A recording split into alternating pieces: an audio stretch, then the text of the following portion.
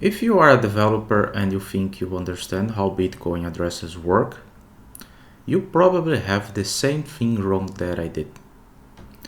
I've been studying Bitcoin more seriously lately. Not the market is up, market is down, not this kind of things. I want to understand what actually happens under the hood. How does ownership work? What really is going on when a transaction is sent? The cryptography level stuff. And pretty quickly I hit something that made me stop.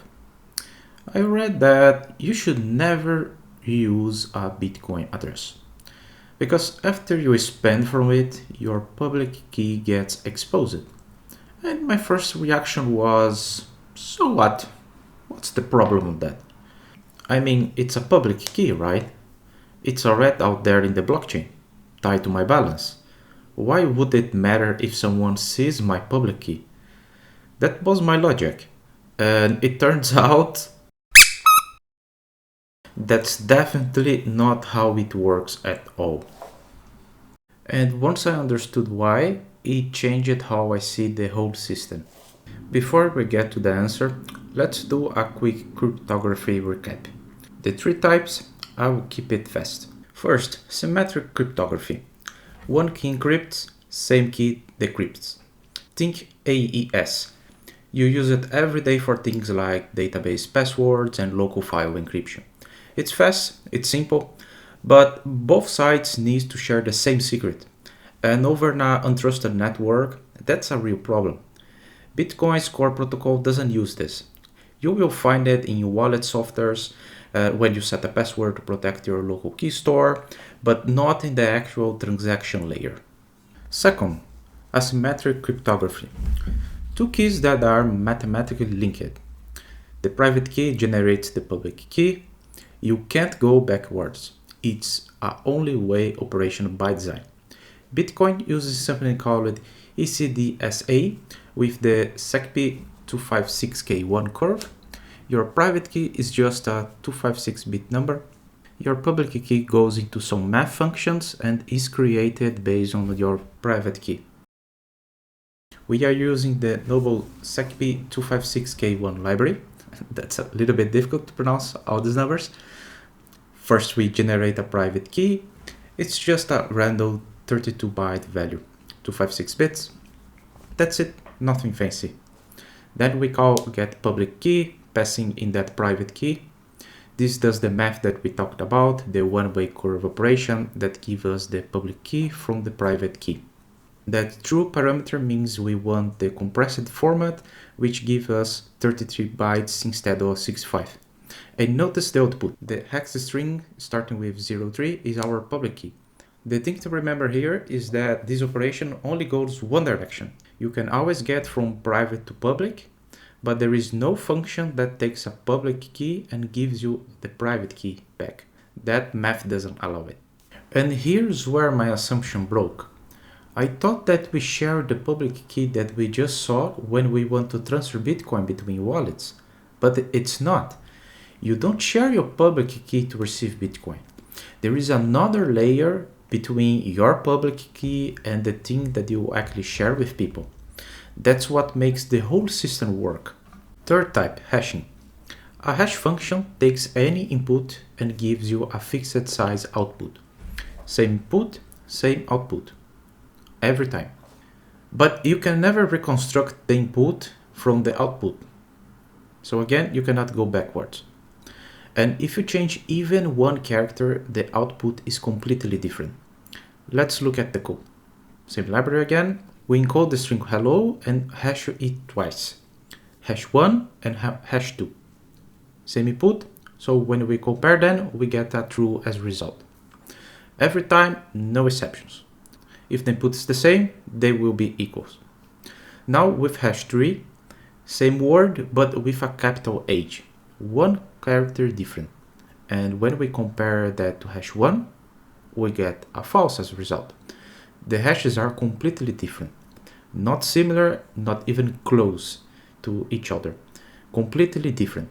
That's the property that makes this useful for Bitcoin. So when you share an address to receive a Bitcoin, you are not sharing your public key. you are sharing something derived from it. After 2 rounds of hashing, a version byte, a checksum, and a special encoding, we have what we call the Bitcoin address. You can see the full pipeline in the screen. But let's talk a little bit more about this. Step 1. Take the public key and run it through SHA-256. You get a 32-byte output. The public key goes in, a hash comes out, and there is no way back. Step 2. That SHA-256 output goes into RIP-MD160. Now you got a 20 bytes shorter hash, which makes the final address more practical. That's the public key, and that's the value that Bitcoin actually uses going forward. But why 2 hash functions? 2 reasons. First, if one of them gets broken in the future, the other one is still protecting you. Kinda defense in that mechanism. Second, it makes the final address shorter, which is just practical, easier to copy and easier to share. Step 3. Before building the final address, Bitcoin sticks a single byte at the front of the hash. Think of it as a tag that tells the network what kind of address this is and which network it belongs to. We create a new array that's 1 byte longer than our hash. That first byte, position 0, gets to set 0 byte. That means this is a standard address on the mainnet. Then we copy the public key hash right after it, and that's it. But that 1 byte does a lot. It's what gives you the classic addresses that start with a 1. Use 5 byte instead, and you get addresses starting with 3. Testnet use 6F byte. The first character you see in every Bitcoin addresses, the 1, the 3, the BC1, that's not random. It comes directly from this byte going through the encoding process.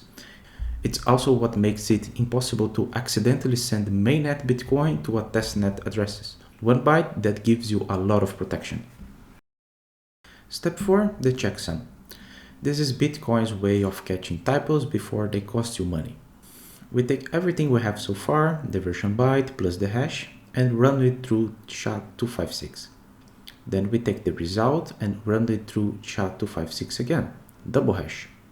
From that second output, we grab just the first 4 bytes. That's our checksum. Then we build the final byte array. The version hash goes in first, and the 4 checksum bytes get appended at the end. Now, if someone copies this address and gets a single character wrong, the checksum won't match. The wallet catches it and rejects the transaction before anything is said. You don't lose money because of a typo. Finally, last step, base 58 check encoding. You know base 64, right? It has characters like 0, capital O, capital I, and lowercase l. That looks almost identical depending on the font. Bitcoin strips all of those out. Base 58 keeps only the characters that are visually unambiguous. Because losing money to a font rendering issue, it's not something that you really want to experience, right? First, we define the character set. Look at it closely. There is no 0, no capital O, no capital I, no lowercase l. 58 characters, all of them visually distinct. The function itself takes our byte array and converts it to a big number.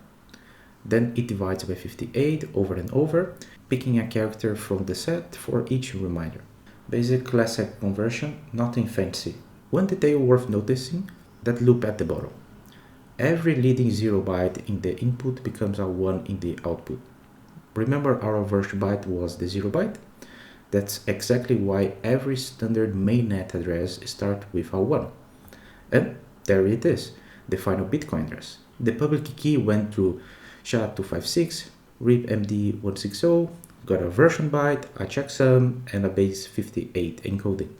The blockchain never saw the public key directly, only this derived address that we can call the Bitcoin address. Now here's another part that genuinely surprised me. What happens when you actually spend? Before you spend from an address, your public key is completely hidden. The blockchain only knows the hash of it. Nobody can see which public key is behind your address. It's protected by those layers we just walked through. But when you initiate a spend, you have to prove that you are the owner. And to do that, you reveal two things. First, your public key. For the first time, it becomes visible. The network takes it, hashes it, and checks that it matches the address. Second, additional signature created with your private key. The network verifies the signature using your public key without ever seeing the private key itself. Math magic again. We don't sign the raw transaction. We hash it with SHA-256, then sign that hash. The sign async function takes the hash and the private key and produces a signature. That's the owner side.